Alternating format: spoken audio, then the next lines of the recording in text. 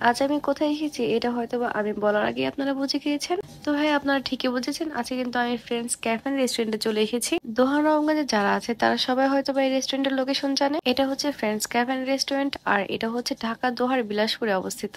এর আগেও আমি এখানে এসেছিলাম এন্ড আজকেও এসেছি।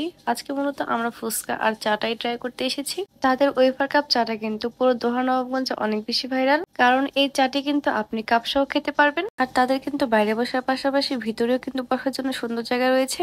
তো এই তো আমাদের চাটা কিন্তু চলে এসেছে আর এই ভাইয়াটি কিন্তু অনেক বেশি ভালো ছিল। আমরা এখানে মোট 9টি ওয়েফার কাপ চা এবং 2টি ফুচকা অর্ডার দিয়েছিলাম এবং 2টা আইসক্রিম অর্ডার দিয়েছিলাম।